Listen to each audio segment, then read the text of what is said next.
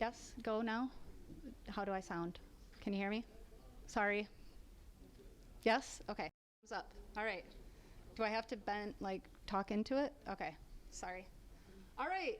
It is 6:30, so I think we are ready to get started.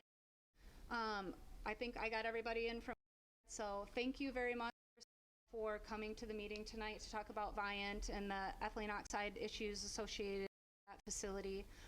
My name is Jennifer, and I'm going to be helping moderate the meeting. A couple things before we get started that I just kind of want to let you know.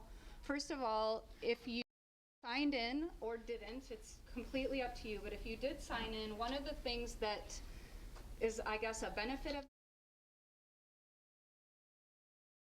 you directly to let you know what's going on with this site and with the issues that are coming up. So actions that take place, information that we post online, we will be able to get that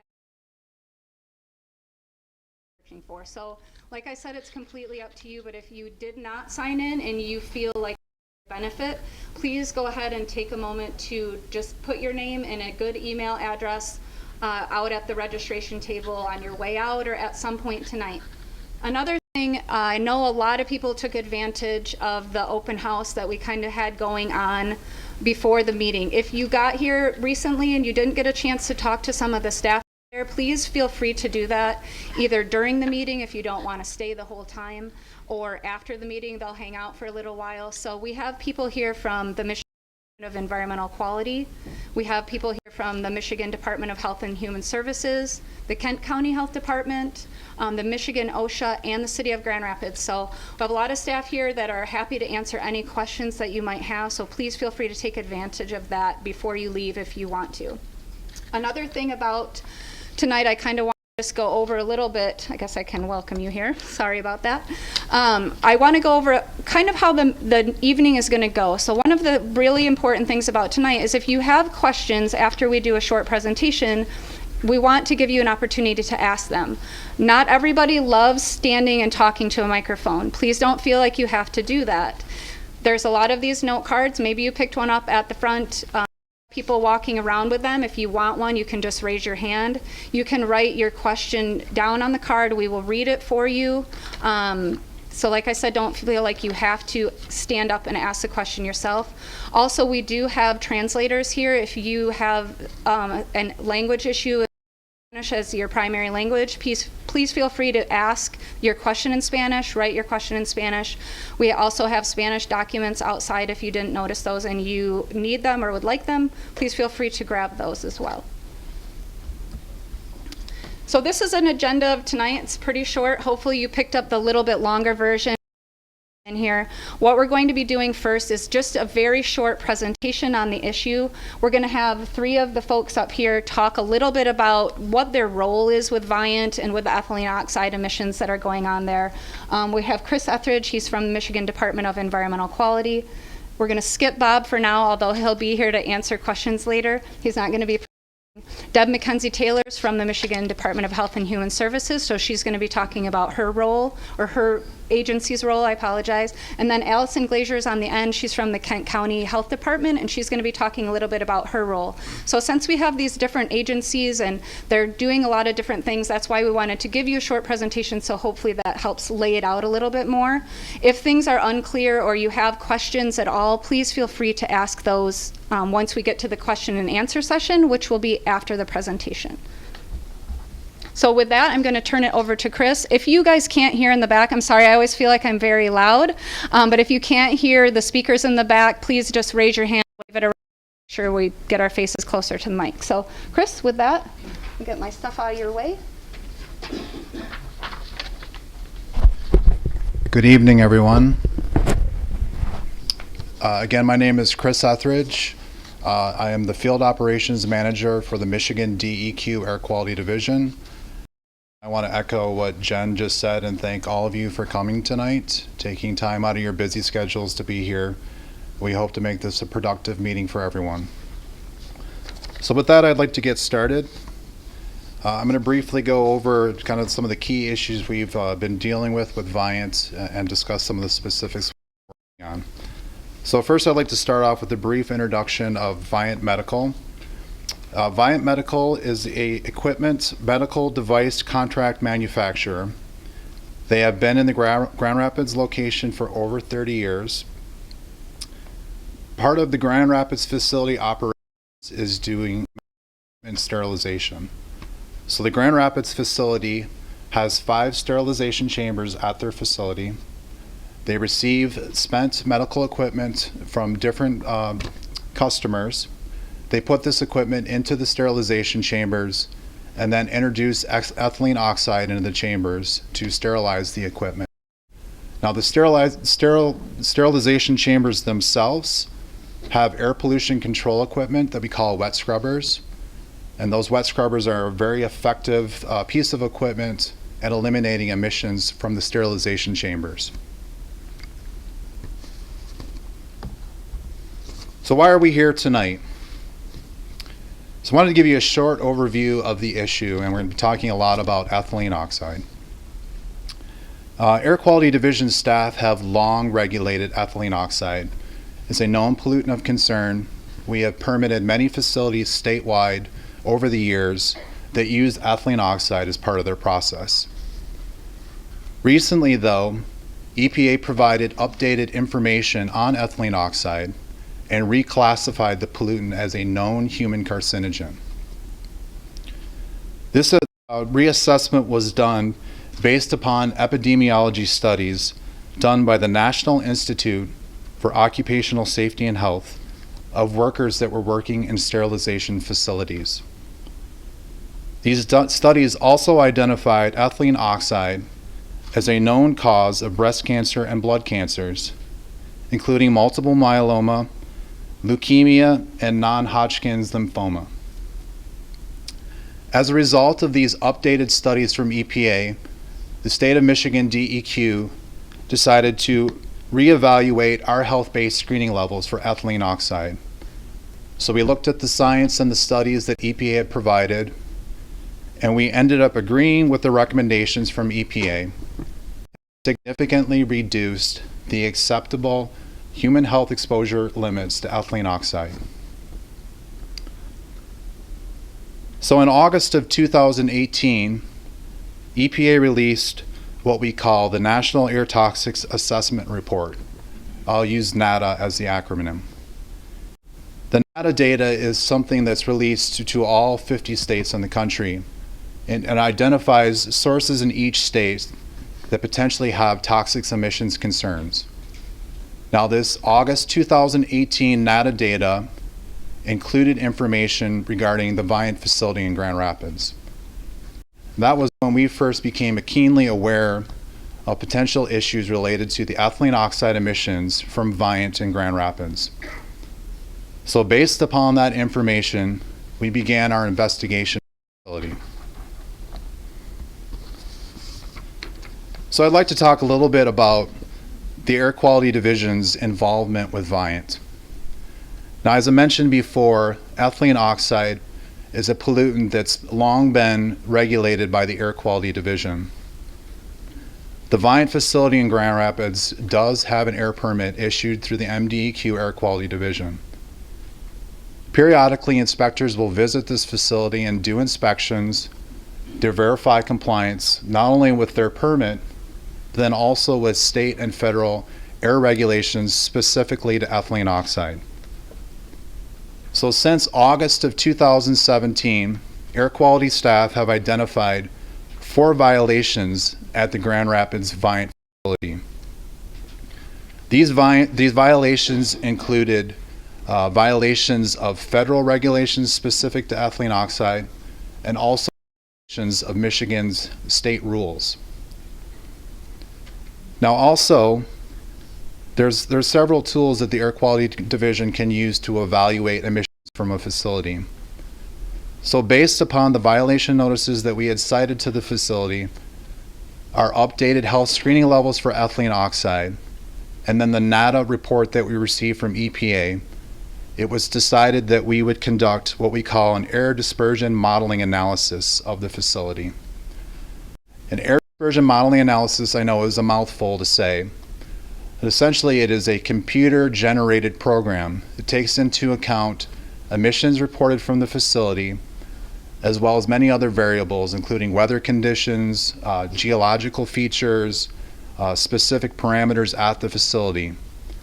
This generated model will give us estimates of concentrations of ethylene oxide in the area surrounding the VIANT facility.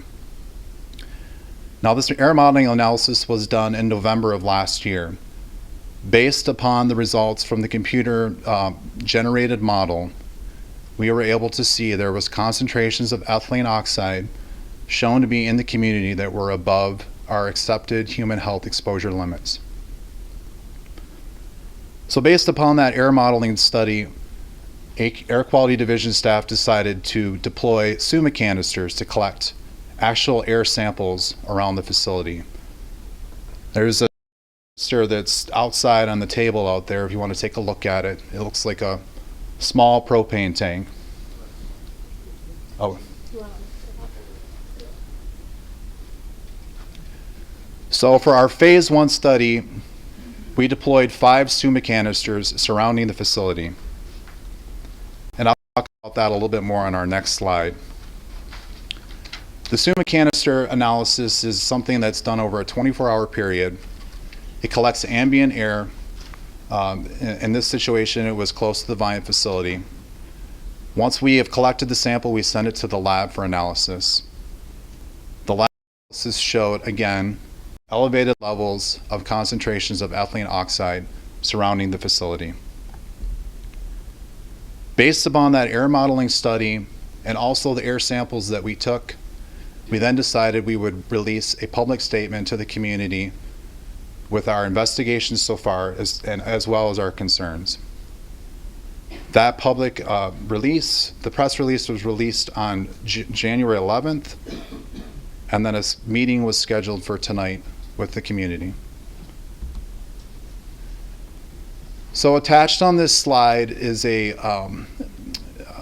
findings from our phase 1 sampling. Now, I mentioned before that there was 5 Suma canisters that we used as part of this sampling analysis. You'll see in the little yellow boxes an indicator of where each canister was placed. Now, it's good for me to point out to all of you that these Suma canisters are obviously very close to the facility. 4 out of the 5 were located actually on the facility's property. The 5th sample that you'll see at the very top, however, was at the property line. So this would be the edge of VIANT's property. And you'll see that the analysis shows in micrograms per cubic meter what the concentration of ethylene oxide was. The analysis at the top is 0.42 micrograms per cubic meter, which is well above our accepted health-based screening levels for ethylene oxide. So we had reasons to be concerned now with the actual air samples that we were taking from the facility as well. So where are we now? There's a couple things that we've been doing to really work with the company towards addressing these issues. First, I'd like to talk a little bit about our phase 2 sampling plan. The next slide is going to kind of walk through some of the specifics of what we're doing with our phase 2 sampling. But basically, in a nutshell, we're going to be using many more of these Suma canisters. We will be deploying them into the community surrounding VIANT and collecting many more samples of ambient air to determine if there is concentrations of ethylene oxide of concern. As well as that, I mentioned before we have cited the company 4 separate times for air violations. We have now entered into what we call escalated enforcement negotiations with the facility based on the violations we've cited. Escalated enforcement will include a negotiation settlement to the cited violations, a comprehensive compliance plan to remedy all outstanding violations and emissions concerns from the facility, and also most likely a monetary penalty as well. So we are actively pursuing this escalated enforcement with the facility at this point. It is worth mentioning that the company has been cooperative with us. They have already been reevaluating their facility to try to identify those things that they can remove, eliminate, or do differently to reduce ethylene oxide emissions. So I will talk about this phase 2 sampling on the next slide, but I did want to mention as well, we do have representatives from the state and county health departments here tonight. Part of our actions have been working with the folks from both those groups as well. Any health concerns related to what we've seen so far from the emissions at the facility. So they are going to present actions that they've been taking after I get done.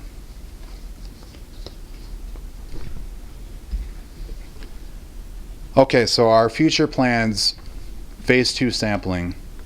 We plan to deploy 20 Suma canisters the week of March 18th in an area surrounding the facility. I think I'm tall enough that I can reach this. I'm going to show you real quick. This purple area right here is the area that was identified through our air dispersion modeling analysis, that computer-generated model I mentioned before, as an area of concern. And is for us to deploy these Suma canisters in that area. The exact locations have not been identified yet. We're still working through some of those details. But this is going to be a much more comprehensive analysis to identify any other points of concern where we're seeing elevated concentrations of ethylene oxide. Now, based on this phase 2 sampling, we may decide to do additional phase samplings. There could be a phase 3 or a phase 4, and it would be similar to what we're doing in the phase 2. A lot of this depends on what we see in this phase 2 sampling around the facility. I would like to mention again, in addition to this phase 2 sampling analysis, we are pursuing escalated enforcement with the facility. Now, I know many of you most likely received a letter from the company. There was a letter that was issued by VIANT basically stating they plan on discontinuing using ethylene oxide at some point in the future. I think the letter mentioned by the end of this year. So that is something that the company is committed to doing. It may or may not be something that we include in our enforcement action, but it's something that the company has submitted. So to me, it's an indication that they are taking this seriously. I would also like to mention that this has been the #1 priority for the Air Quality Division since we began this investigation in August of last year. One of our core missions in the MDEQ is protecting public health. Since this has been identified as an issue of concern, we have spent many staff hours and lots of resources to try to quantify and identify the issue and also be able to address it. So I appreciate all of you being here tonight and being able to listen to our plan so far. We look forward to answering any questions that you may have as well. With that, I would like to introduce Deb Mackenzie Taylor from the Michigan Department of Human Health Services. Thank you, Chris. Thank you all for coming tonight. It's really good to see you all here tonight. I'm with the Department of Health and Human Services, and I will speak up a little better and get closer to the microphone because I can tell some people are not able to hear me. Is that better? Okay, good. So I'm going to talk to you a little bit about what the Department of Health and Human Services is doing, what our role is in this response. So what we do is mostly a support role to support both the Department of Environmental Quality, the Kent County Health Department, and to support all of you. So what we'll do is evaluate the data that DEQ collects from the phase 2 sampling and evaluate what the public health concern is from that data. We'll also provide some technical information to help you guys understand what the issues are. And we have a fact sheet on ethylene oxide that's out at our table out there. So if you want to pick that up, you're welcome to. So we'll work with you and both of the agencies that are working on this and try to address any of your concerns. So what is ethylene oxide? So it's a... You want to advance the slide? Yeah. You don't have to, no Yep, pressure. yep, but- yep, no problem. Thank you. Okay, sorry about that. So, as I said, I think we've provided a fact sheet for you guys tonight, and then we will also support the DEQ. We are supporting the DEQ in collecting that phase 2 data. And then once they get that data back, we will help with the evaluation of that data and determine if there's a public health concern for the people in the community from the data that's collected in the community. So what is ethylene oxide? Well, it's a man-made chemical that's used in industry. It's not something that you can see, so you may be exposed to it without really knowing that you're exposed to it. And it's mostly used, as I said, in industry and for sterilizing medical equipment and even spices. Ethylene oxide, mainly how you get exposed to it, how it gets into your body, is by breathing it. The concerns for high levels are only when you're working with that chemical. So if you live near a source of ethylene oxide, you're going to have lower exposure than the people that are working with it. So what are the kind of concerns that we have with being exposed to ethylene oxide? So for lower levels, like people that live in a community around a source, the concern really is for cancer. As you heard Chris talk about, there's been studies in workers who've been exposed to high levels of ethylene oxide, and we found that they've had increased cancer risk, both for blood, lymph-related cancers in non-Hodgkin's lymphoma, multiple myeloma, and leukemia. Also, there's increased incidence of breast cancer in those worker populations as well. For non-cancer effects, we normally don't see non-cancer effects until you get to really high levels. So not the kind of levels you'd expect to see in the community, but levels that some workers might experience when they're not meeting the worker safety requirements. And those can include irritation of their nose, throat, and eyes. And then also with those higher levels, you can get harm to the brain and nervous system. So as you heard from Chris, there was air sampled immediately around the VIANT plant on the plant site. So that's not the exposure levels you guys are having out in the community. And then DEQ also did that with that computer model they talked about, what levels may be in the community based on the emissions information they've received from VIANT. But they're going to collect actual data in the community to see what levels you have in the community. And that's what we want to use to evaluate what kind of cancer risk you have. We think it's critical that we get that data before to evaluate that risk for you. So at this point in time, because we don't have that kind of data, we have levels on the plant site. There's a level of concern, and we have the computer modeled data to indicate there's a level. Getting that data collected will help us determine what kind of concern there really is. And we think it's really important because it is a concern. We have human data knowing that this is a potent carcinogen, and we want to make sure that we know what kind of levels are out in the community. So I think going forward, I've just talked about what we're going to do, and then if you guys have any questions, feel free to stop by, ask all the questions you want after we give the presentations, and then if you have more questions after that, feel free to stop by our table out in the hall, and we'll see if we can answer questions you have one-on-one as well. Thank you. I'm going to turn it over to Allie Glazier from Kent County Health Department.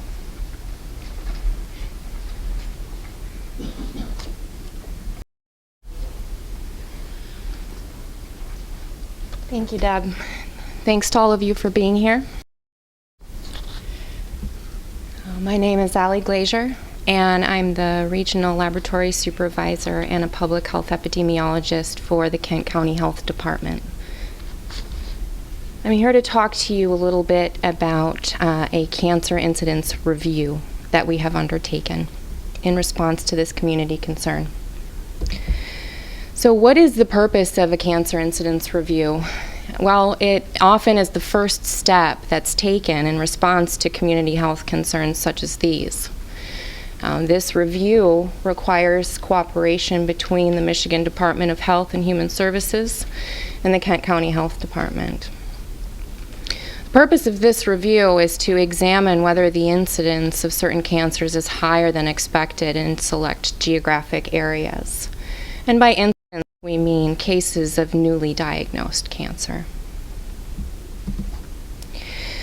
So we have to try to understand a little bit more about cancer surveillance data. The Michigan Central Cancer Registry collects information on all newly diagnosed cancer cases. These are routinely reported by hospitals and laboratories in accordance with Michigan law. The information that's collected includes the patient's age, gender, race, cancer site and type, as well as their residential address upon diagnosis.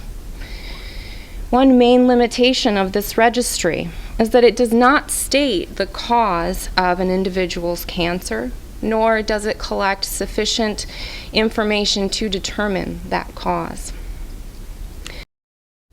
The Michigan Registry is evaluated annually by both the Centers for Disease Control and Prevention National Program for Cancer Registries, as well as the North American Association of Central Cancer Registries, and it consistently meets national data quality standards that have been set by these agencies. So what does the cancer incidence review look like in this situation? Well, based on what we know now, we have selected census tracts in this area of interest. So the Michigan Cancer Registry data are reviewed for each cancer type. Various cancer types are being observed based on what has been found to be associated with ethylene oxide exposure in the literature. Data are analyzed by the Michigan Department of Health and Human Services Cancer Surveillance Program. And again, these census tracts have been selected with the consideration of these ethylene oxide concerns. Now, the census tracts included in this area of interest can be observed or analyzed in different groupings. And so part of the collaboration that happens between the local health department and the state epidemiologists and toxicologists is determining the best way to look at and interpret these data. So some limitations that come along with this type of review and report. This data review cannot determine the linkage of any cancer occurrence with the environmental conditions. Cannot determine the cause of observed increases or decreases of any cancer types over time. And it cannot determine which individuals without cancer residing within the geographic area of interest have actually been exposed to ethylene oxide. One further limitation is that these census tract boundaries, they don't exactly match the Michigan Department of Environmental Quality ethylene oxide environmental investigation area, but they provide a very close approximation to that area and a way for us to try and understand what these incidence rates look like in the population. So where are we now with the cancer incidence review? Michigan Department of Health and Human Services and the Kent County Health Department are currently reviewing the data. We are consulting with experts on ethylene oxide from the Agency for Toxic Disease Registry, as well as the Environmental Protection Agency. And we expect to report in spring of 2019. We are taking as much time as we need to truly understand the data so that our report is accurate and appropriate. Thank you.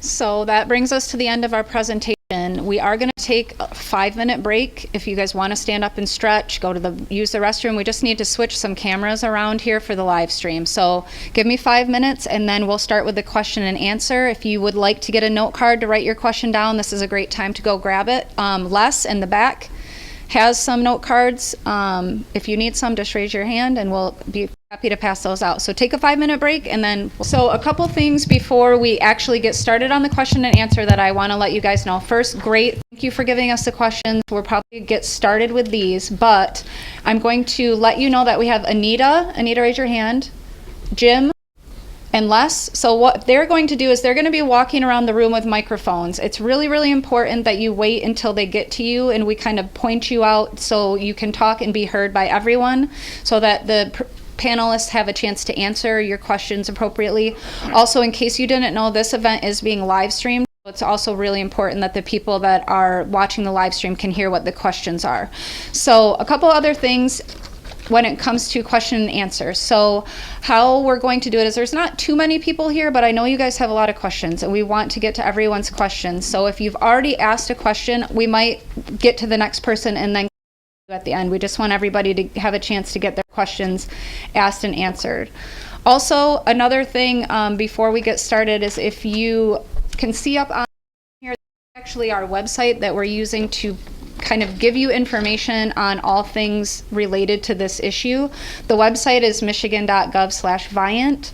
So we are really keep that updated. This is just another resource for you on top of being able to email you information once that also becomes available. So just a couple other things related to kind of how we want to best communicate with you. If you have other ideas on what is a good way to communicate with the community or with you, please let us down out at the registration table. We always like to get new information. So without further ado, I'm going to start on these questions, the written questions. Some of these are multi-part, so I'll do my best to get to all parts of them. Okay. So one of the questions, and Chris, I don't know if you can answer this one or not specifically, but the question is, what are the levels of ethylene oxide emissions that are allowed by the facility? From their permits? It does not specify, so if you want to kind of maybe talk about both of those things. I can tell you that the facility did stack testing in December of last year. The stack testing is basically a measurement of emissions coming out of the stacks from those sterilization chambers that I had talked about previously. So they did this test per federal requirements, and the test showed compliance with emission limits. There is what we call a federal regulation, National Emissions Standards for Hazardous Air Pollutants, or a NESHAP. This facility is subject to a federal NESHAP for ethylene oxide. The federal regulation has very stringent emission standards that the facility needs to be able to show compliance with. So the December 2018 stack test showed compliance with their emission limits. Now, I think one thing to keep in mind with this, and one thing that we've been working with the company on, is being able to evaluate or analyze what we call fugitive emissions. Emissions would be those emissions that aren't going out of the stack, those emissions that are not being captured by the wet scrubbers that I mentioned before. We have reason to believe that the fugitive emissions is the emissions of concern related to this facility. So there was a violation notice issued to the company back in 2017 related to the fugitive emissions from the facility. And that's really what we've been working with the company on to try to address, those fugitive emissions associated with the sterilization process. Okay.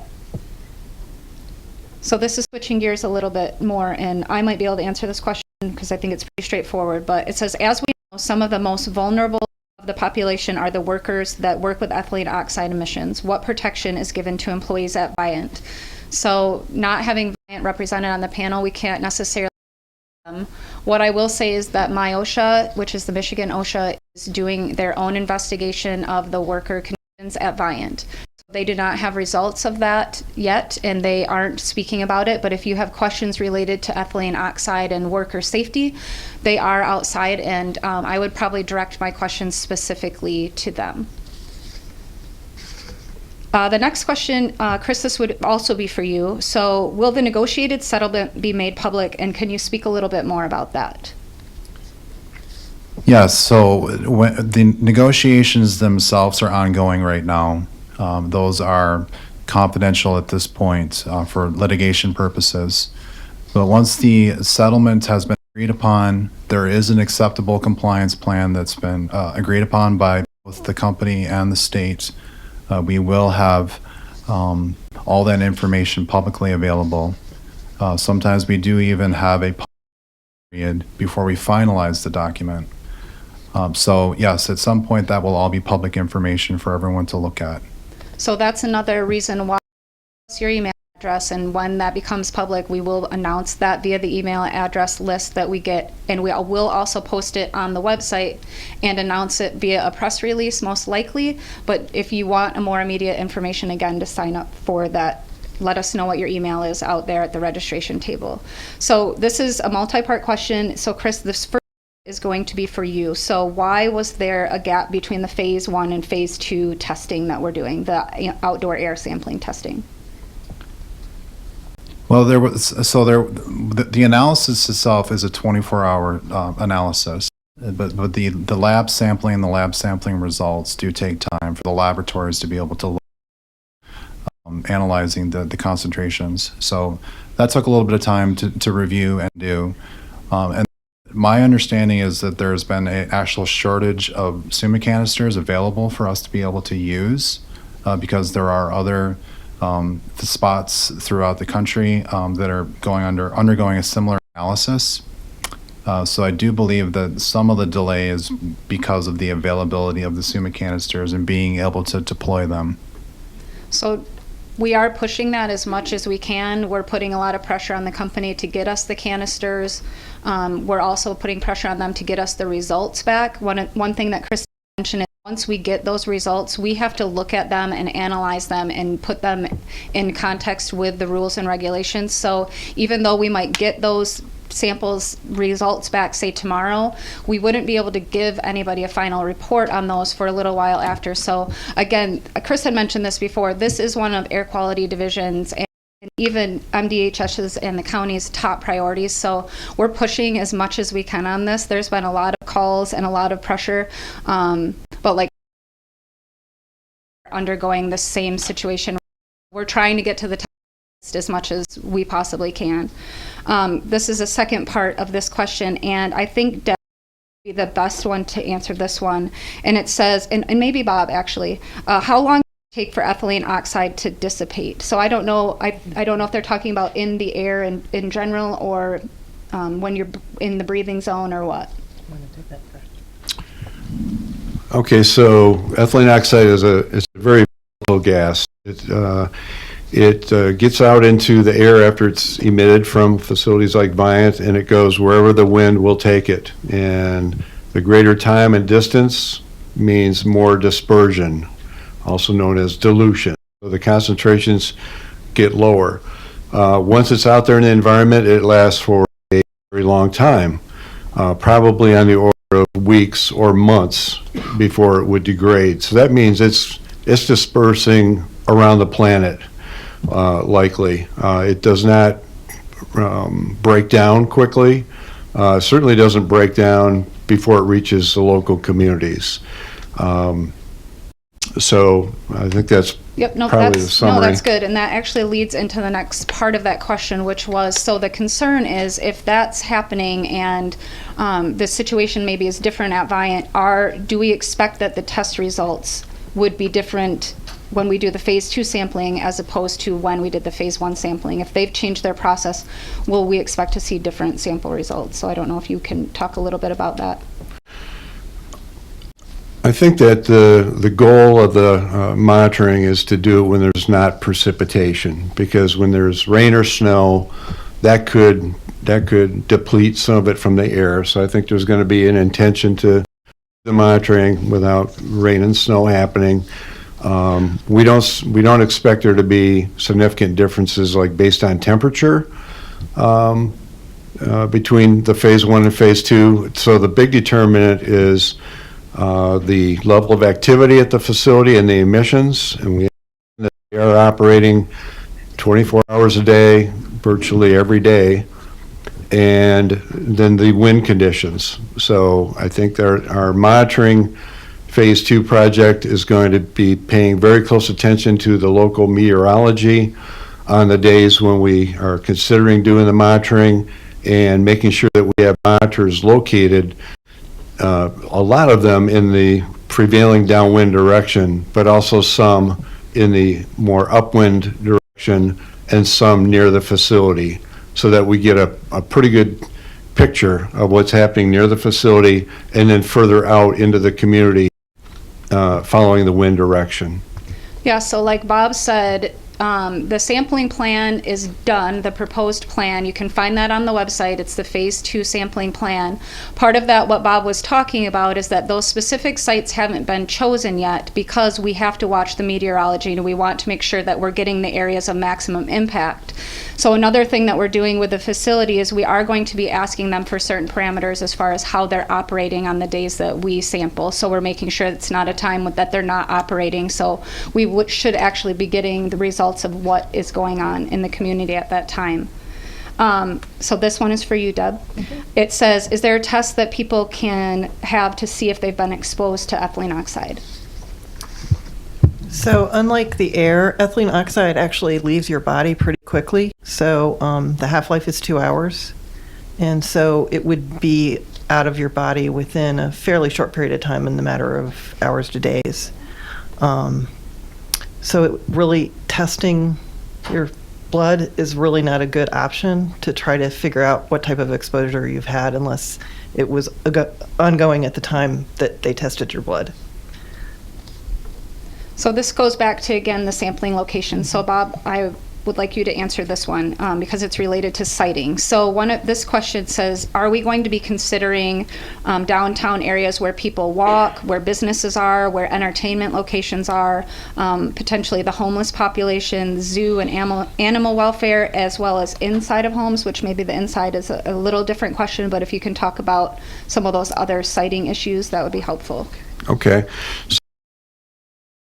We're not going to be sampling inside homes or buildings. We're going to be sampling the outdoor air, or what we call the ambient air. We are going to be looking at areas that are in residential communities, because our primary interest is in the places where people live and where they might have lived for years and may continue to live for years, because our primary interest is long-term potential exposure. We've been in discussions with Grand Valley State University officials, because they do have concerns also about their residence halls at this campus area. So we may put some samplers on Grand Valley property and also out in residential areas and City of Grand Rapids properties. We're not intentionally focusing on areas near commercial establishments or where homeless people may be, simply because I think our primary interest is trying to characterize what concentrations might be out there in places where people might be for years, many years, if not a lifetime. So this one will be you, Deb. And this is an expected question for sure tonight. So we have some staff that work at GVSU here today. Their concerns are, should they be worried about getting cancer from VIANT?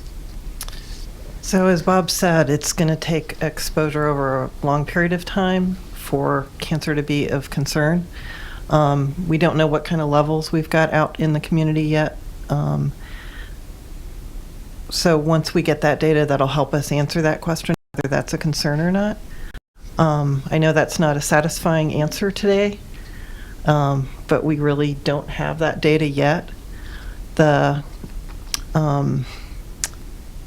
samples we'll get will be a snapshot in time as well, so it won't necessarily tell us what they'll be in the past or what they'll be in the future. But it is a long period of time typically that is the exposure of concern, cancer. So that's actually a great lead into the next question. Okay. It is, how would you define long-term exposure? And is Okay. there actual, like an EPA definition of that, and how are we looking at it? So EPA considers a large part of your lifetime to be a long-term chronic exposure. One of the things to consider is that when DEQ, Air Quality Division, is evaluating permitting limits, they're looking at exposure over a 70-year lifetime. So they're evaluating the cancer risk with that long of an exposure. Some of the other programs do a shorter period of time, which would be considered a residence time, and that could be 30 or 32 years, but air quality does over a 70-year lifetime. So Chris, this one is going to go to you. There's actually a couple here for you. So the first one is, could you talk a little bit more about the nature of the 4 violations that VIANT received from us, as well as what the actions that they took in response to those violations? So before Chris starts talking about that, so just as a sidebar, if you are really interested in the exact content of those violations, as well as the company's responses to those violations, we do have those on the website under this link right here. So if you click on this link, it's a little bit of a confusing page, but they are all located there. So if you're really interested in reading specifically about those, that is where I would suggest you go. But Chris can give a broad overview of what those 4 were and what actions the company took. Yeah, so I can't speak individually to each violation notice in specifics, but I will say that the violations are pertaining to, again, the NESHAP regulation facility is subject to. So some of them have to do, again, with what we talked about as far as the fugitive emissions from the facility. One of them was for missing a stack test deadline. The most recent violation notice, I guess I can speak to a little bit. We recently cited the company for Rule 901A. So Rule 901 is a nuisance regulation on our books, but it also affords the state the ability to cite a company where there's alleged injurious effects as a result of the emissions. So we sent the violation notice for Rule 901A as a result of the Suma canister sampling analysis that we did. The concentrations of ethylene oxide that we saw at the property line of the facility were many times above acceptable health screening levels. So we cited the company for the Rule 901A as a result. Now, as far as what the company has given us to satisfy those violations, that is part of the reason why we've escalated this to our enforcement group. We are working on a comprehensive compliance plan as part of a consent order with the enforcement group that will satisfy all violations that we've cited the facility before. This also includes the emissions that we've seen through our air dispersion modeling analysis, as well as the Suma canister results. So when the consent order is finalized, that means that we do feel we have an acceptable compliance plan to address the violation to the facility. So that actually leads into the next question, which I think most people are aware, and Chris talked about the letter that VIANT sent out to the community saying that they plan to stop using ethylene oxide by the end of the year. This question is, why are we letting them go until the end of the year? Oh, I'm so sorry, Janine. Yeah, so the question was related to the letter that VIANT had sent out stating that they were going to shut down these operations by the end of the year. Why are we letting them go until the end of the year? So I think the question really kind of gets to, why has the DEQ not shut this facility down? It's allowed them to continue to use ethylene oxide. I would say that we're still fairly early on in our investigation, doing a comprehensive analysis of what's being emitted from the facility. So there's definitely going to be more information that's going to come to light after this phase 2 sampling analysis. But I would also, based on the information we've gathered so far in our analysis, we have not identified any immediate health concerns related to the emissions from the facility. So for that reason, we have not exercised our authority to shut the facility down. As Bob mentioned before, the concerns we have term exposure with the emissions. Really what we're working with the company right now to address and ensure that we are protecting public health. So speaking of public health, this question talks about something that you mentioned, Chris, which is acceptable human exposure limits, but I think that Bob a bit more about that. Specifically, what are those limits? What do we use for our acceptable limits, and how do they compare with the samples that we found on site? Okay, sure. So EPA has established national health-based air quality standards, only 6 air pollutants, only 6, and ethylene oxide is not one of them. So there is no air quality standard per se for ethylene oxide. So what we do have and what we do use are risk assessment based numbers, and we have some of those that we use in our permitting. So when we review applications from companies like VIANT or others, and they're proposing to emit air toxics like ethylene oxide, we have toxicologists like myself and others on my staff. We evaluate all the health information. We establish acceptable concentrations that will not result in non-cancer health effects or will minimize the risk of cancer. So we have those values.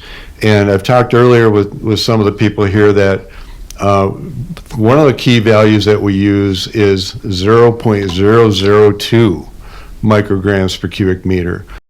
That's what we call the secondary risk screening level. And that's the concentration that's associated with a full lifetime of exposure and an increased cancer risk of 1 in 100,000.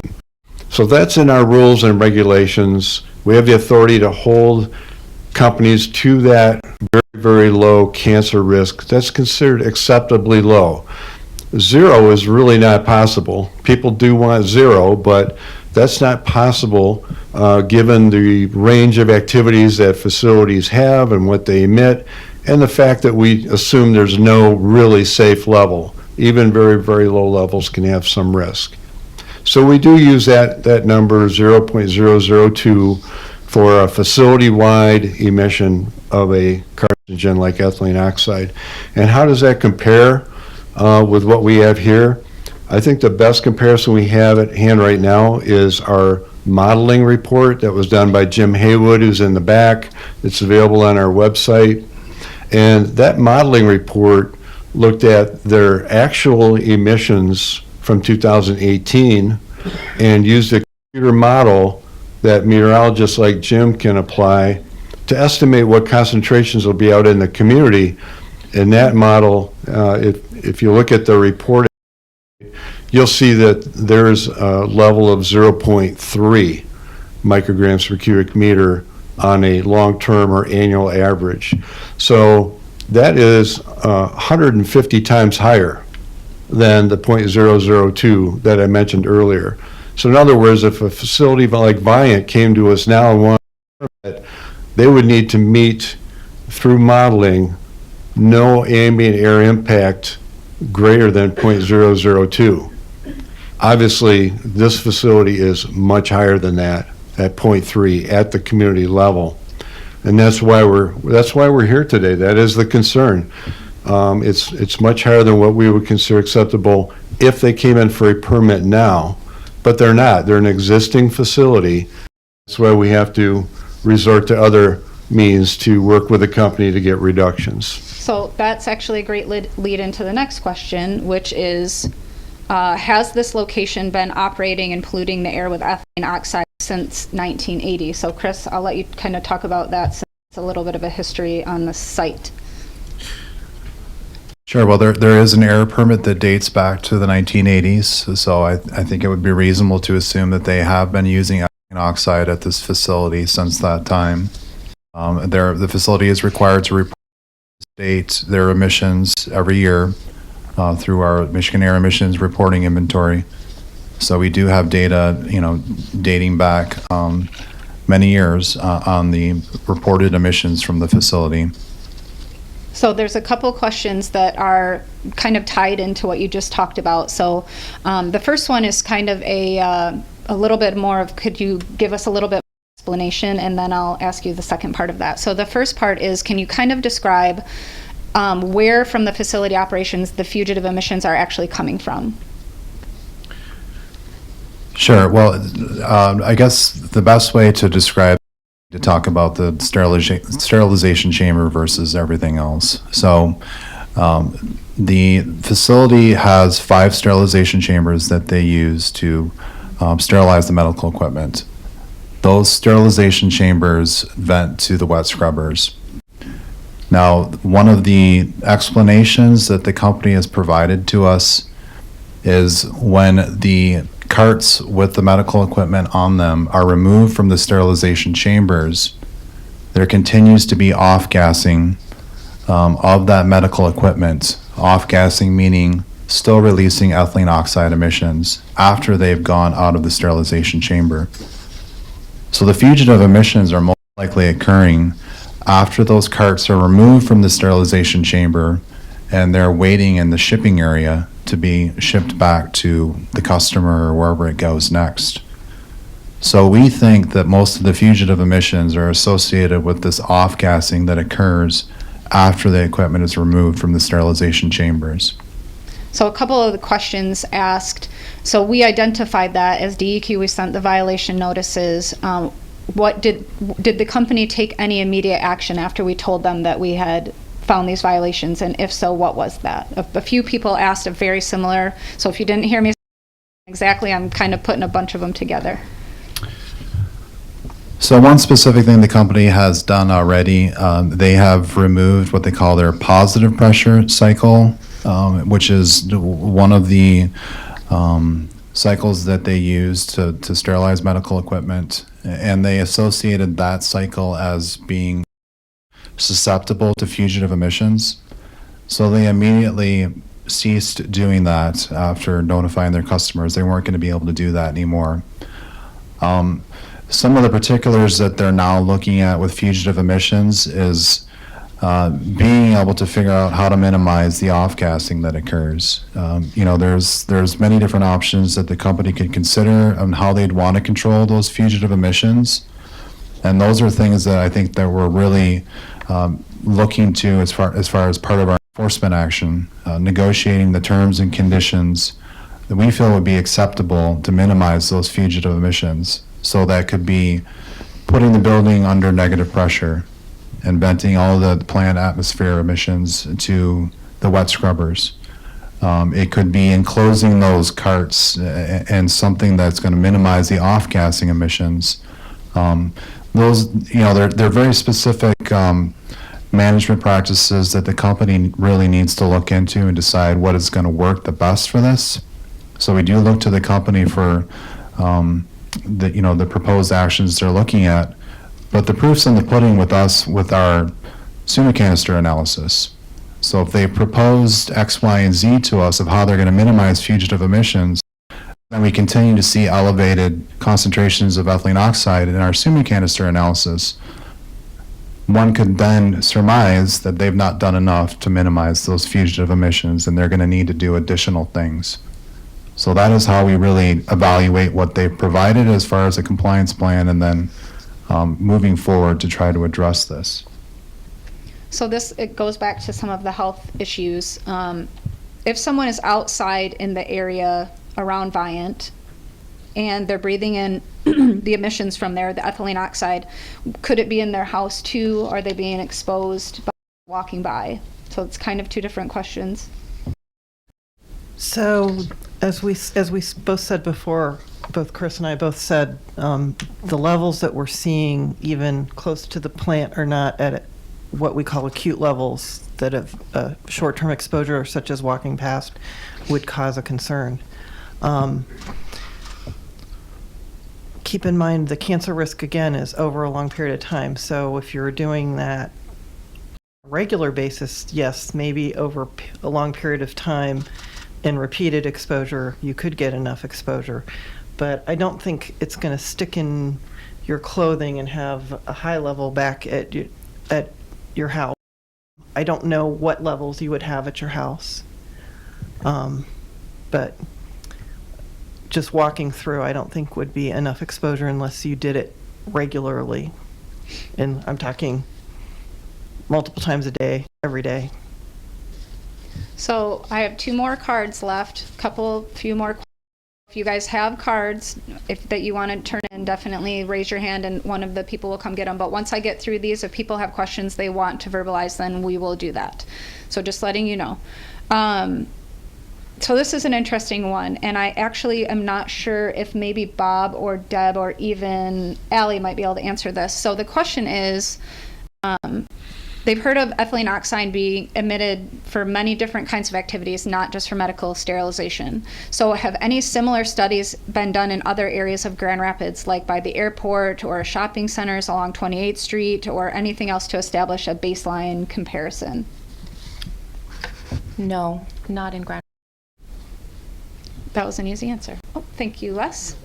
Okay, and this one would be for either Deb or Bob, so you guys can decide who wants to answer it. But does ethylene oxide exist in nature, and what is the levels in the human body?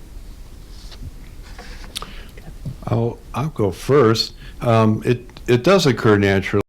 It is a metabolite, so when we naturally digest food in our cells, ethylene oxide is something that is generated at low levels, and it is rapidly excreted, as Deb indicated earlier. It's rapidly excreted within a matter of hours by exhaling it, going into your urine, and that occurs naturally, like other chemicals that result from digesting food. It's one of those. It's present also at very low levels in the outdoor air. It's interesting that EPA's evaluation just in 2016 estimated that outdoor air concentrations were more than 0, but they were very, very low, like 0.006. And yet now we have a recent study in the Chicago area that's finding levels much higher than that. Of course, that's in Chicago. It doesn't mean it's that high everywhere, but so far EPA is finding indications that there might be background levels of ethylene oxide much higher than previously believed.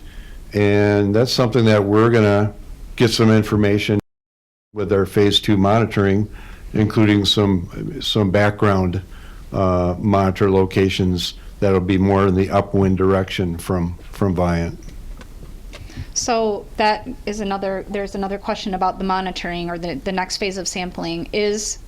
Would ethylene oxide exposure be stronger or weaker levels of elevation, like on the 3rd floor compared to the ground floor? And would we be looking at putting any of our sampling locations up higher than ground level? I'm not sure what the correct answer for that is. When modelers like Jim do their dispersion modeling, they're looking at general dispersion in the horizontal and vertical direction. And I don't think there's an accounting for the density of a gas. And I don't know if ethylene oxide is a dense gas and tends to hug the ground or go to higher elevations. So I'm not sure that I know the answer to that. Anyone else? Which we can find out the answer. We can make Jim answer it at a little later date potentially. So I don't know who gave me this card, but that's a great question. So if you gave this card with that question, please find me afterwards and we'll make sure we get you that answer. This would be for you, Allie. So will the cancer incidence review include patients' workplaces as well as their residences? The cancer incidence review does not allow for that level of detail. And if you want, so all it gives us is where the person lived when they were diagnosed. So what they filled out as their address when they were diagnosed. So it wouldn't give you any other information about locations that person lived or worked in what data we have available. So this is maybe a little bit of a challenging question for you guys, so let me know if it's not something that we can answer. But the question is, do buildings create a barrier that ethylene oxide can't cross? And if not, why would we not sample also inside the building? Ethylene oxide is really effective for sterilizing medical devices because it goes through packaging. So that's just an indication that it's gonna get into buildings. Like a little bit of outdoor air always seeps into buildings, even in a well-insulated home in the winter. And doors open and close, and there's seepage through cracks. So ethylene oxide is going to get into indoor environments, I feel. So, but the Department of Environmental Quality only does sampling for the ambient or the outdoor air. Does the state or local health departments do indoor sampling, or have they ever done indoor sampling for ethylene oxide? So we have not done indoor sampling for ethylene oxide. We do work with other parts of the Department of Environmental Quality and US EPA to look at indoor contaminants, mostly coming from volatile chemicals that are in the soil or groundwater that could be seeping up through the ground into the buildings. So we have done that. We have not done air sampling for ethylene oxide in the past. So can I add one other thought? So when we evaluate the health risks of ethylene oxide coming from facilities like VIANT and in the ambient air, we assume that people will be exposed to it long-term, 70-year lifetime. We do not decrease the risk estimate, assuming getting into your home. So we're assuming that people are going to be exposed to the concentration that Jim models in the ambient air. There's no credit given for people that stay indoors a lot. So you're assuming 24 hours a day for 70 years? Yeah. 7 days a week for 70 years? Yeah. So that was the last of the cards. Does anyone want to verbalize a question? Okay, so Les, we've got some people up here, or Jim? I got it. So Jim's coming right behind you. Yes, sir. Excuse me. There you go. I'll hold the mic for you. Oh, thank you. I think I have several questions. We'll ask one at a time, or try to. So VIANT is going to discontinue using this product. And what are they going to go to? What's the next, what are they going to use instead of? My understanding is they're not going to be in the medical sterilization business anymore. Okay. The prevailing winds around here seem to have a western component. Yet I see by your design of your target area that you're looking to the northwest. It's weighted to the northwest of Grand Rapids. Why is that? That's a good question. It's actually something I learned from Jim just earlier when we were talking. So the prevailing winds in this area, they are from the west and southwest. And I grew up in West Michigan, and I always experienced that too. But the maps that we've developed, those show the maximum concentration that we would expect based on years of meteorology data. So even though those graphics that you see in our report, and we had one in the presentation, they show kind of a roundish blob around Viant rather than showing it going more in the northeast. It's because it's not like a windrose diagram. It's not influenced by how often the wind goes that direction. It's just showing where we expect the maximum concentrations to be. So it doesn't take into account how often those concentrations occur. One final question. Thank you. You mentioned that you didn't want to do this testing when it snowed or when it rained. With that in mind, does this have anything to do with this product getting into the earth, into our ground? Or why, how does that all work? Well, let's approach that twice. So number one, why would we not sample when it's raining or snowing? And then number two, if we can talk a little bit about the potential for it getting into other media. So Bob, do you want to talk about the first part there? Yeah, well, we have a couple of our people here, Susan Kilmer and Amy Robinson, and they've told us that it's just good practice not to do that monitoring when there's precipitation, rain or snow, because of the possibility that that could strip the pollutant out of the air. And then if our monitor is out there beyond stripped out, we're not going to measure much. We're not going to get, we want to get representative concentrations. We don't want to get very low concentrations. They've been rained out by rain or snow, and that possibility does exist. So once it does deposit to the ground, it could be in the soil and in the rain.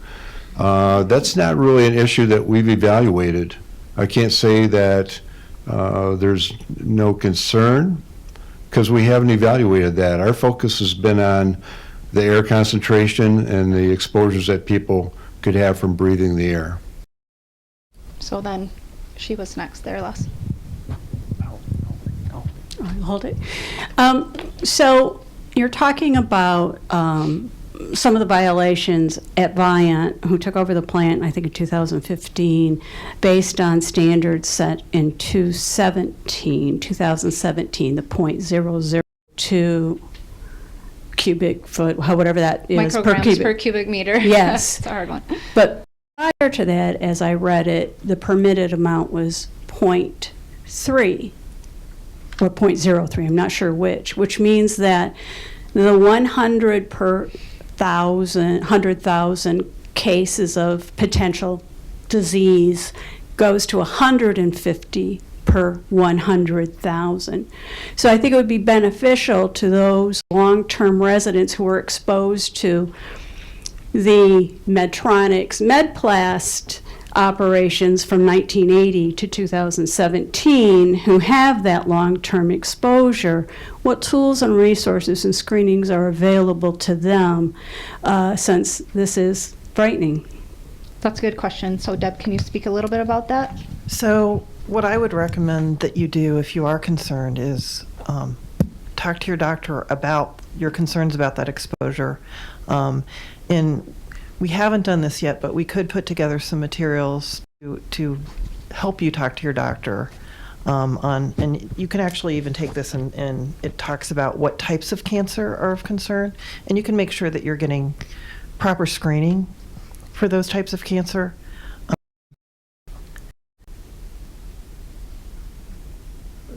We can't say whether any individual is going to have an increased risk themselves based on just the levels, because it's not just the levels they're exposed to that increase the risk. Even those people that were exposed at an occupational level, a lot of people were exposed at a level, only a few of them actually had an increased cancer incidence from those. So it's not just what kind of levels you are exposed to, it's other factors in your life, whether you have a genetic predisposition or some other things that have happened in your life that have made you more likely to develop that type of cancer.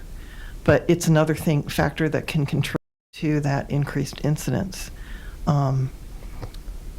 So there's not, as I said, there's not a, for sure, if you were exposed at this level, you're going to have cancer. We don't have those kind of levels. I've never seen those kind of levels for any kind of chemical exposure.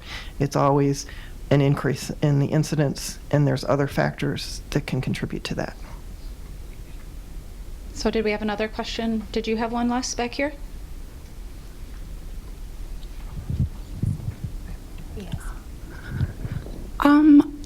So there's two claims being made by the panel. One, that VIANT is in non-compliant round-the-clock operations at the present time and in continued violation of regulations put in place, but also that your investigation has not turned up any immediate health concern. I'm wondering how those two claims could both be true at the same time.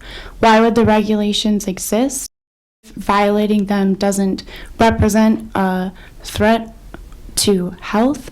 And why are the workers' conditions, the most vulnerable in the situation before us, not being taken into account by the claims that you're making? I understand that MIOSHA is proceeding with their own investigation. It's pretty negligent to say that there's no immediate public health concern. So Bob, can you talk a little bit about the acute versus long-term, and maybe Deb can tag team on that. And then Chris, if you wouldn't mind handling the violations, how we handle companies that have received violation notices and sort of in that process. Sure, it's a good question. Let's try to clarify it. So our position and our allegation is that VIANT poses an injurious effect in the community. That's the most recent violation notice that Chris talked about.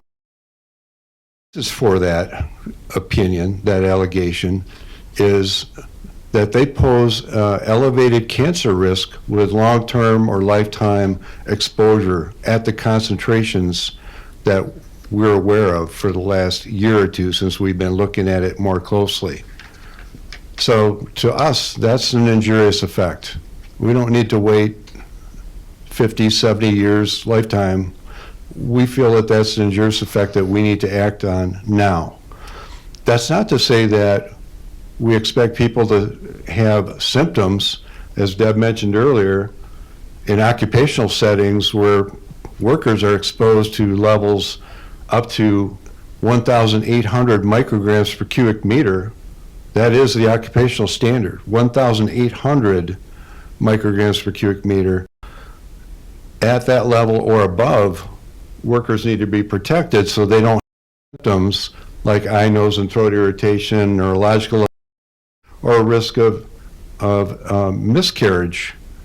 Those kinds of acute effects, if those were things that we're concerned about in the community, then we would consider that an acute, immediate health threat. But at the concentrations that we've measured and modeled in the community, they're not at those concentrations.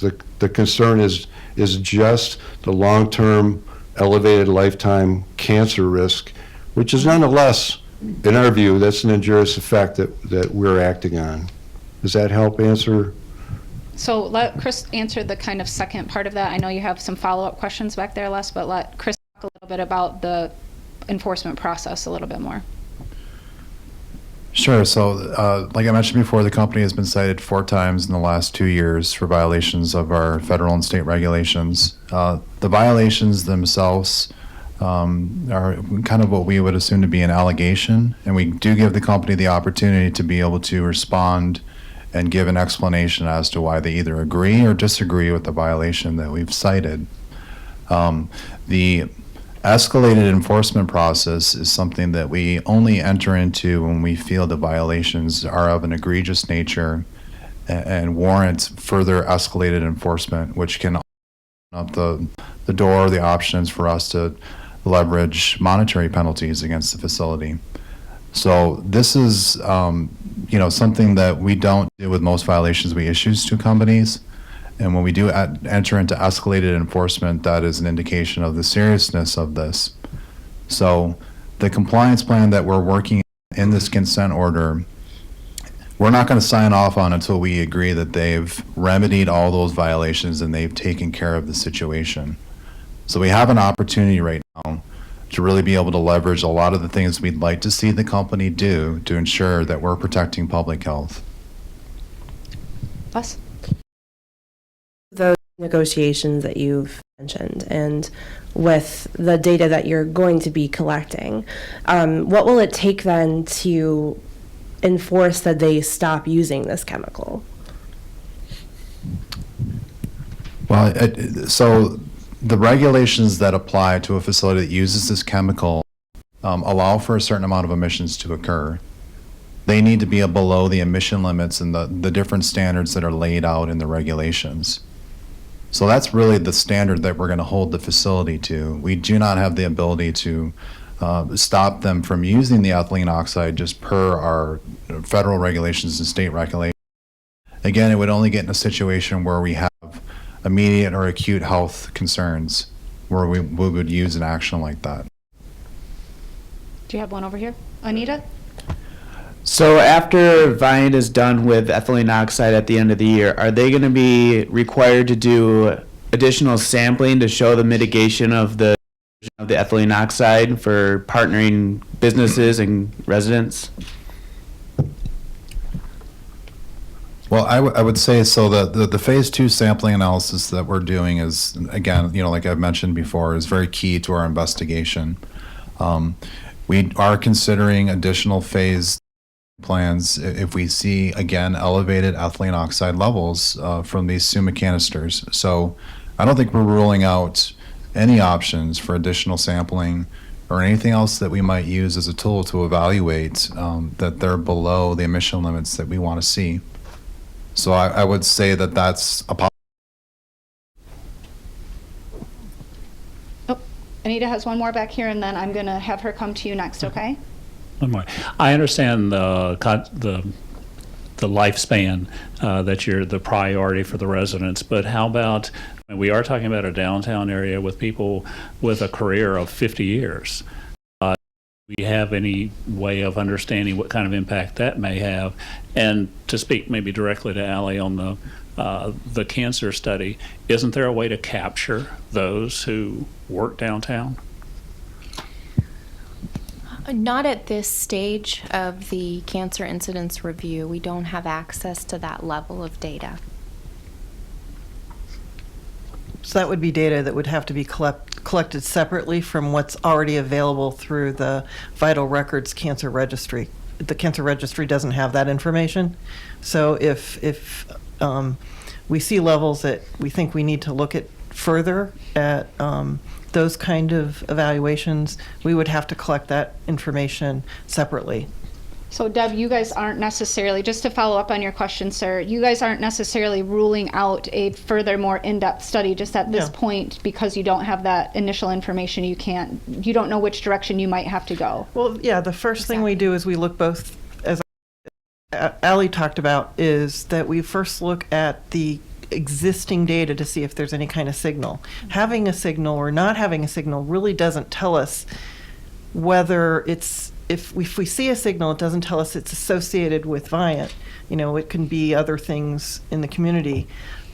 We'd have to look closer to see if it is related to people's exposure. If we don't see a signal, that also does not rule out that there's a concern here either. Again, as we said, it's where people lived when they were diagnosed. So if somebody lived there and moved away and were diagnosed somewhere, we wouldn't know that. Or if someone moved there 2 days before they were diagnosed, we wouldn't know that either. So you can have people that moved into the area and weren't exposed before they were diagnosed with cancer, and you can have people that lived in the area, grew up with it, moved away, and then were diagnosed with cancer. So we're not capturing that information with the cancer registry. So Anita, you had a question here with James. Given what has been presented here today, why has it taken MDEQ 2 years to act at all? So Chris, do you want to handle that a little bit and maybe talk about how our process works as far as getting the new health-based screening level established when we found out about EPA study? Yeah, so I guess I would say, it takes time for us to do our evaluation.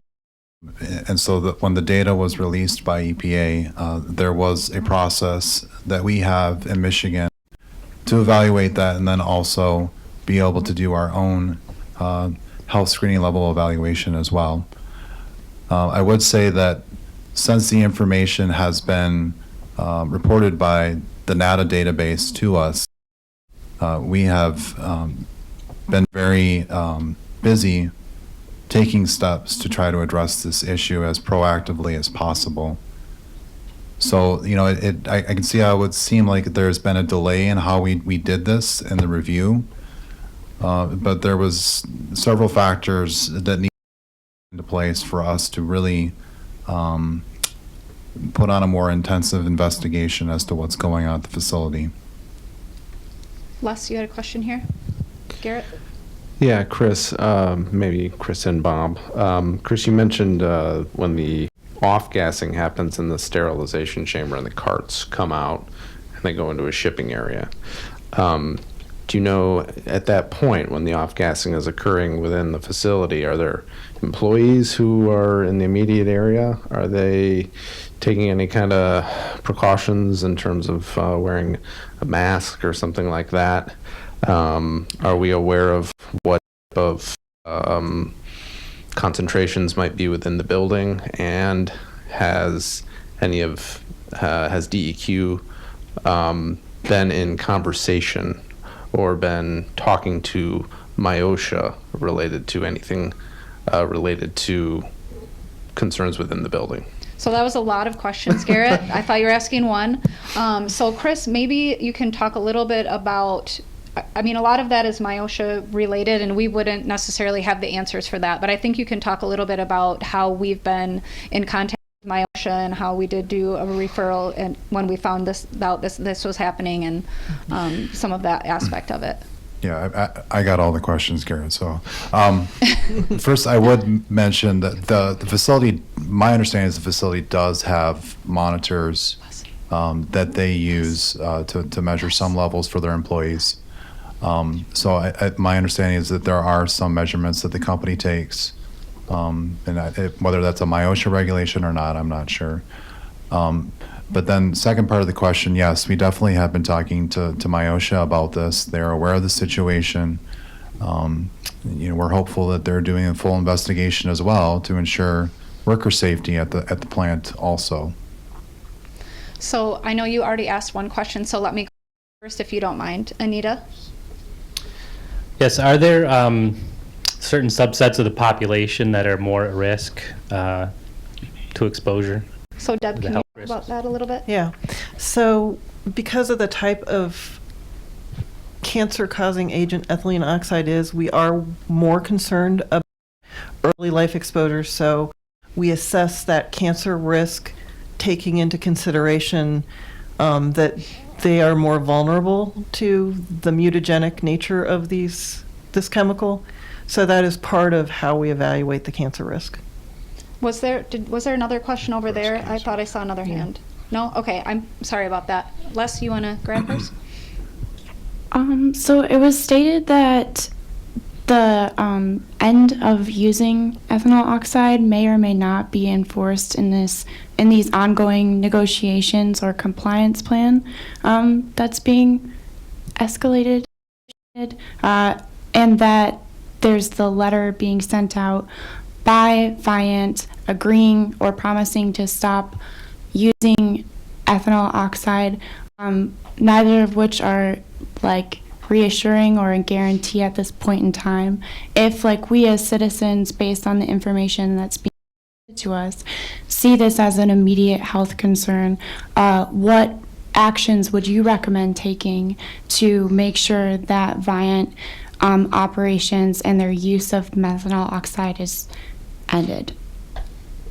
Do you want to talk a little bit about that, Deb, or maybe Bob, because that sounds like more of an acute reaction. How would you handle getting away from it from an acute aspect?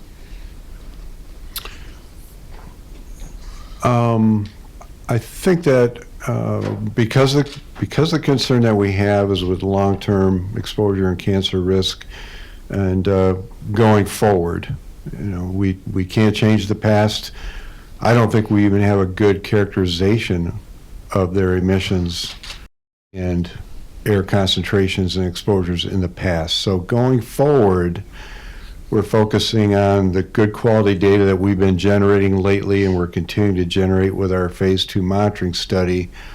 And we haven't seen any indication now or going forward that people need to be concerned about their short-term exposure or changing their activities or behaviors. I don't think that this is a kind of thing that should scare people on the short term. And I hope that you're getting the impression from all of us how seriously we're taking this. The company is taking it very seriously. I have every expectation it's going to be resolved in the coming months. We have some people here from our enforcement staff.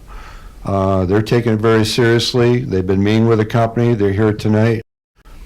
They can't talk about details because it's all negotiations, but I want you to leave here with the impression that we're taking this very seriously, and we have every intention of resolving it within the coming months.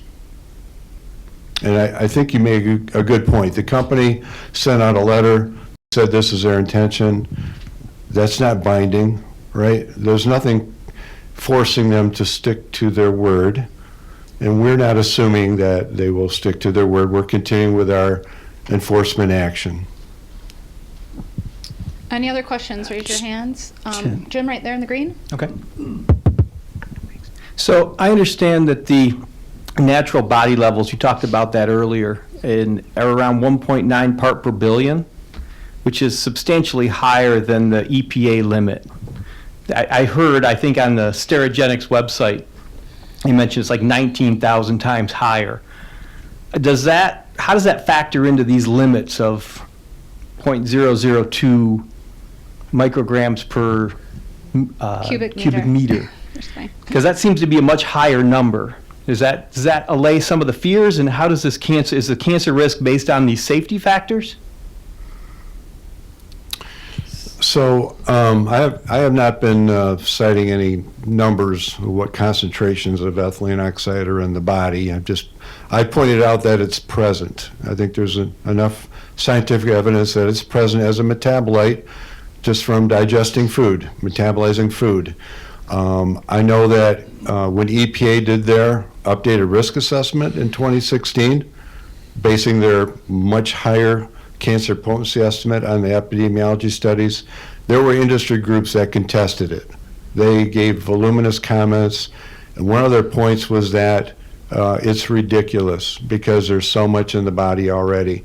EPA evaluated that point, acknowledged that there is some naturally occurring in the body, but made the point that that information does not discount the risk assessment. It does not discount the concern that industrial emissions and people breathing it pose a significant increased cancer risk over a lifetime. So I think both points are true. I think some industry spokespeople involved with Sterigenics have been forcefully making that point, but I think the counterpoint is that doesn't mean we're not concerned about it being emitted to the air. It doesn't make it okay for people to breathe more in the air. And the cancer risk assessment that EPA performed December 2016, I evaluated it personally. I looked at all the comments that were submitted, voluminous comments from industry.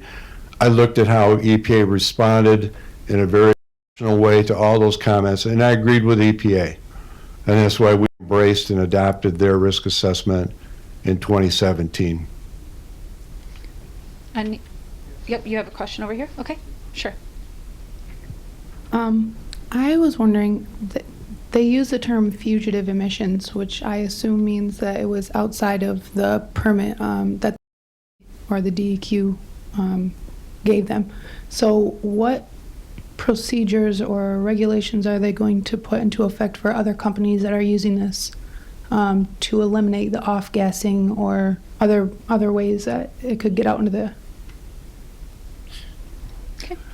So I can tell you that there are only 2 facilities in Michigan that are subject to this federal regulation, the National Emission Standards for Hazardous Air Pollutants. So the medical sterilization community that's subject to regulations in Michigan is very small. We have done some review and analysis of the other facility in Michigan, similar business, and are looking into the emissions from that facility as well.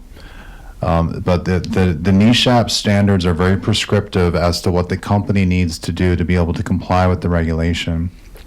One of the standards in the NESHAP is what we call a capture and control efficiency of the emissions from the facility. So we take into account not only emissions that are coming out of the stack from those sterilization chambers, but we also look at the fugitive emissions. And it's safe to assume that the fugitive emissions are not being controlled at all. So one of the citations that we've issued to VIANT is for that very violation. They were not meeting the 99% control and capture efficiency from the emissions venting from the facility. So part of their enforcement or part of responding to their violations or us accepting their response would be for them to come back with plans to further control those emissions. Right. Anita? What did you mean by, to Deb, what did you mean by early development exposure? I Okay, guess? so we have information not from ethylene oxide directly, but from other chemicals that have that are mutagens, so they alter DNA, and that's how they cause cancer. And we have information from other chemicals that are mutagens that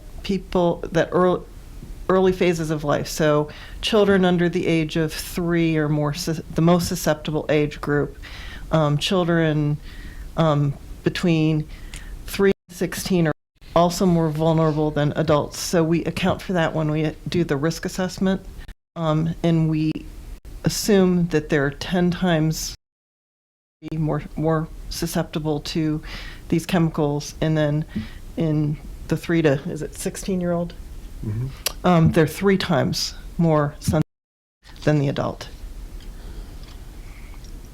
Do you want to, that's okay, you can ask a follow-up to that. So keep in mind, so we assume that people are exposed from when they're born until they're 70 years old when we do this, when DEQ, our quality division, does this risk assessment, and that's how they evaluate that.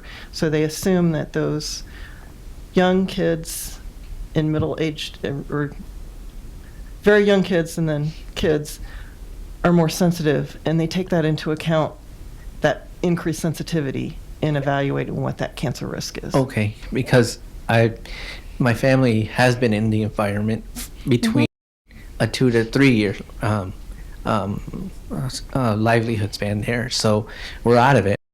We do have a little one too, so Well, we understand. How would So that cancer estimate is protective of that age group all the way through, and someone living there from a young age, when they're more vulnerable, through 70 years.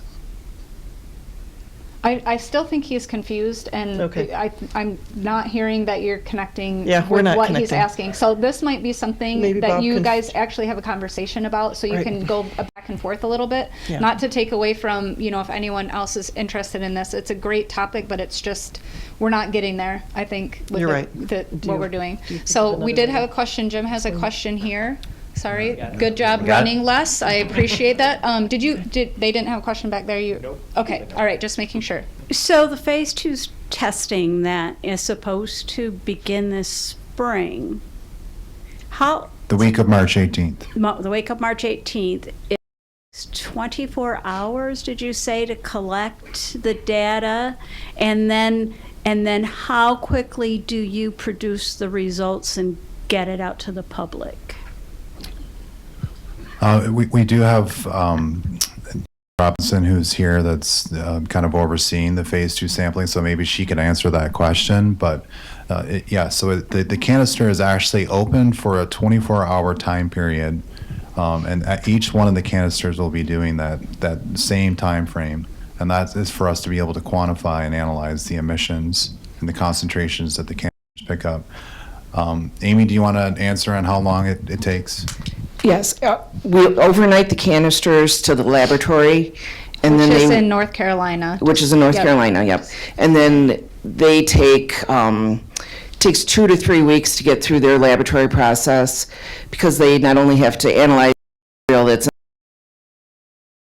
to go through their quality assurance protocol to make sure that everything was operating properly when they analyze the canister. And then they will send us the lab reports back. Once we get them back, then we have to look at the data, analyze it, and bring in the wind direction, wind speed on the day of the sampling to make sure that the plumes that we saw were coming from the VIANT facility. So that takes a couple of weeks to put that together. So ideally, anywhere from 4 to 6 weeks after we do the analysis, we should have some results out to you guys, and we will write a formal report up. And again, it will be put on the VIANT website and sent out through any email listservs that we have. So I think James had another question up here, Anita.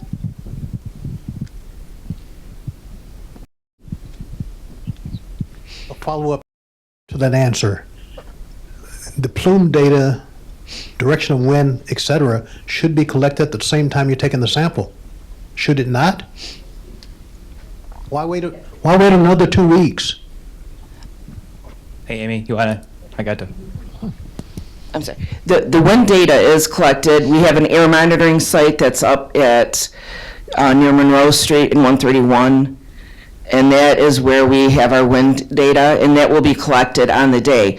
But then what we do is we put the wind direction and the sample results into a computer program, and it will give us a map of the concentration gradient. But you're saying it takes 2 weeks to do that? It takes a couple weeks to get all the data put together and analyze it properly and QC it and write up a report. So James, certainly this is a priority for us. And I know I can tell that you are thinking in your head, this is a very long time and you don't want to wait that long. And we don't want to either. So when we talk to Carolina, like I said earlier, we are pushing them to speed this along as much as possible. Of course, they have their sampling protocols that they have to follow to make sure that our results are accurate and complete. Once Amy gets that data, that is her number one priority, to analyze that data, QA, QC it, write that report, and get it out to you. I really wish that we could do that with a snap of the fingers. That would be our ideal world as well as yours. Rest assured that once we get that done, we will be letting you know what that information said. That is our number one priority right now for this site. It's getting this phase 2 sampling done and getting that information out to all of you. So I know that's not the perfect world, so I just want you to know that we are prioritizing that. It is a really big deal for us. So did anyone else have any other questions? Right here in the front, Les, can you grab him? Because he hasn't, don't actually grab him. I'm sorry. I apologize.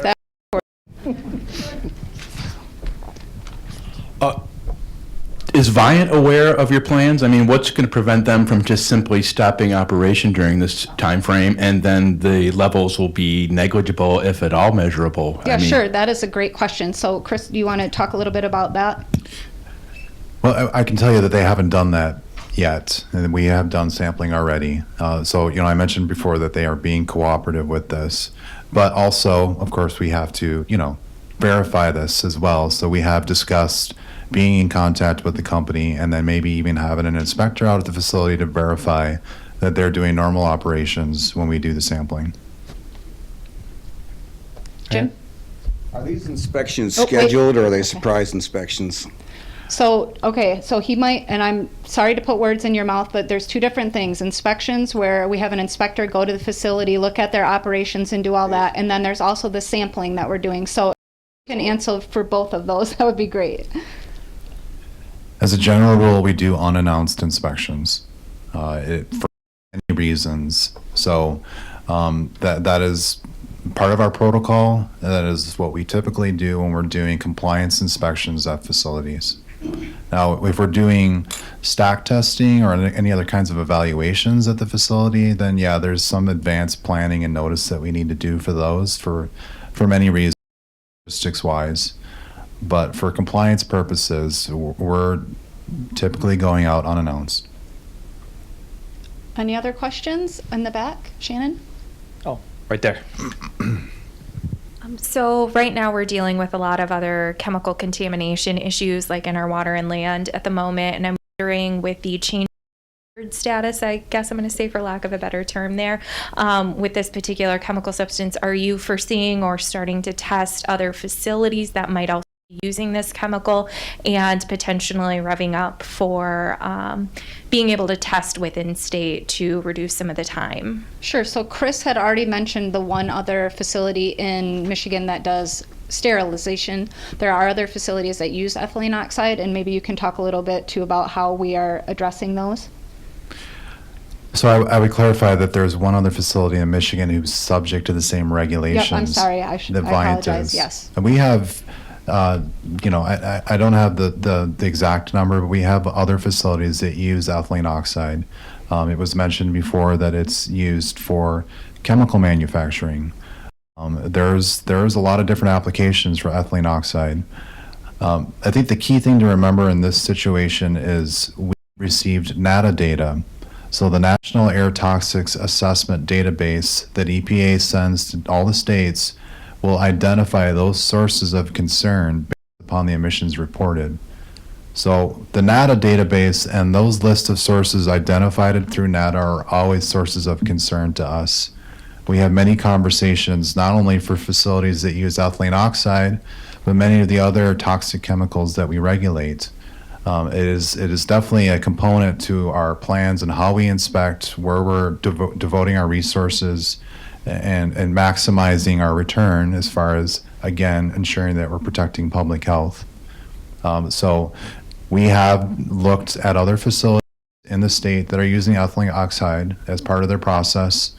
Definitely with the change in screening levels, it changes the landscape as far as what is compliance. And it's something we plan on further analyzing with other facilities. Other questions? I got it.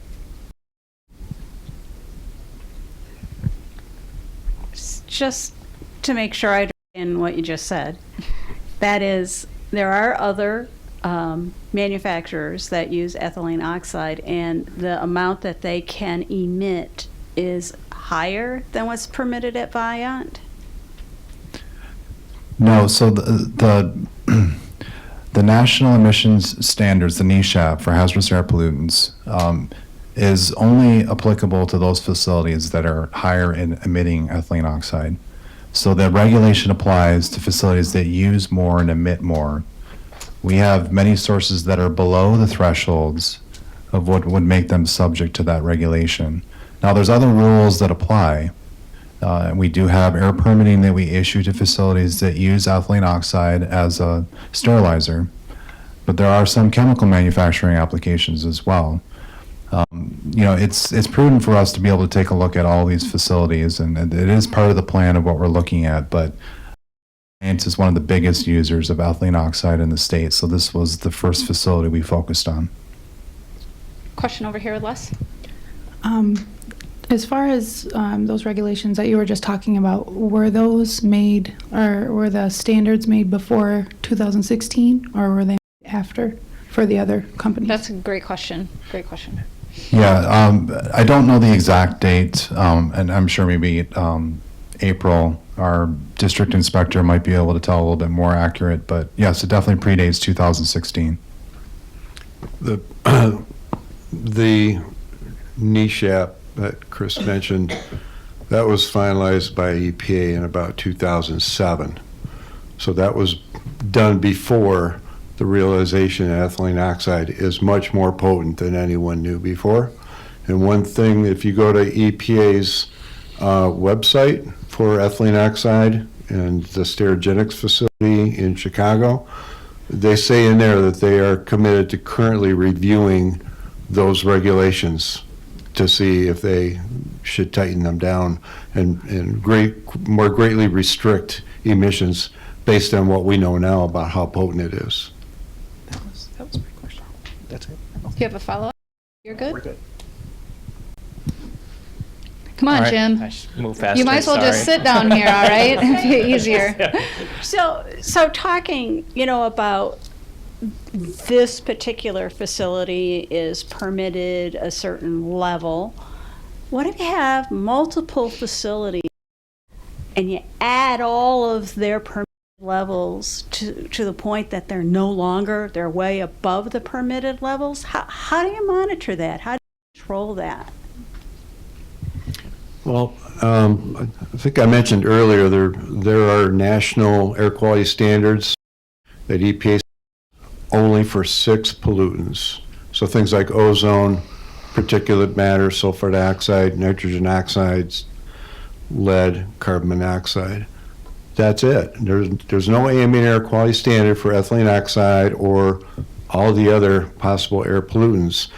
But for those 6, they have health-based national air quality standards, and for those, sources are evaluated for their impacts altogether to help ensure that collectively they're not violating the national standard. Or if they are violating the national standard, then the state develop a plan to reduce emissions and meet the standard. That's sort of the situation now with ozone here in West Michigan. But for other pollutants, I think you have a great point. We don't have regulatory tools to look at lots of different sources of air toxics actively to try to hold them to some more strict standard. We have regulations that we implement when we permit facilities that looks at what they're emitting, ethylene oxide or other air toxics, and ensure that they don't have modeled air concentrations that people could be exposed to that are above our health-based screening levels. But we look at them as individual sources. We don't account for background, we don't account for all the other sources, and we don't have regulations that give us authority to do that. You guys have asked some really awesome questions. You have one more over here, Jim, right in front of you? I asked a couple of questions when I first got here. I'd like to ask them again for the record. Sure. I'm a 20-year resident. I have fruit trees. I have a garden. Do I have to worry about this bioaccumulating in my garden or my fruit trees? And I have set up a pool for my grandsons every summer. Will it contaminate open water? Just wanted to re-ask them for that. Yeah, and I talked with Larry and his wife earlier, and I did not have an answer for the question about damage to foliage or fruit. I understand you have a lot of fruit trees. That is not something that we focused on. We were very focused on, human inhalation exposure, health risk, cancer. I did not go looking for information to answer that question. And then I chased down Deb and some other people from the health department, and nobody knows the answer. So we're gonna look into it. I did give you my cards. Right. Please do send me an email so I'll have your return address, and I'll get back to you soon with an answer on that. I'll be able to do that next week. The question about effects on pool water, at the kind of concentrations that we're talking about here that are a concern for lifetime elevation of cancer risk on the order of 15 and 10,000, they're very low concentrations. They're a microgram per cubic meter. I really don't think that's a concern for what could deposit into a pool, resulting in some exposure, somebody inadvertently getting a gulp of water when you're swimming. I don't think that's a concern. And I don't think there's a big concern about deposition to the soil or groundwater because these concentrations are so low and because we are regulating really, really low concentrations because of that lifetime cancer concern. And also I think the exposure from inhalation is going to be greater than either of those other exposures from swimming, either dermal or that occasional gulp of water when you're swimming, or from anything. A cherry tree and a pear tree and a tomato garden, like grows potatoes, but I'll see what I can find out. I don't know if everyone we'll heard- look into that. Yeah, he's concerned about bioaccumulation. So Deb and Bob said they would both look into that. we'll look into Thank that. you for putting that on the record, Larry, but we'll definitely get back to you on it. So one more question up here. Les, can you get this one? I almost said grab again. Sorry. Hi, this may be just a little bit off topic, but on the west side, we have a very large landfill that is leaching its toxics into the soil and into the river. We have a very large recycling center just across the way that has been operating for 100 years, I believe. And we have this situation. So I just look at this as seeing a big cocktail or a soup of. I'm wondering if the county or who might be looking into all of that combined and what that could cause. So what Allie's looking at with the cancer incidence evaluation will not differentiate between any of those individual sources. So it's really looking at whether there's a signal that there's increased cancer in the area. You heard all the limitations with that does not tell you everything you need to know. but it will give us some idea if there's a signal or not. Again, it's all we can offer with what data we have. Any other questions? Okay, so you guys actually asked a lot of great questions. Thank you so much for being here, for listening. I know it took a lot of your evening and definitely spending your time probably doing something you didn't really want to. Staff will hang out. If you have more questions one-on-one, please feel free to chat with them. Otherwise, we really appreciate it. Go to the website if you want up-to-date information, or definitely write your email address down if you didn't do that already. So thank you guys.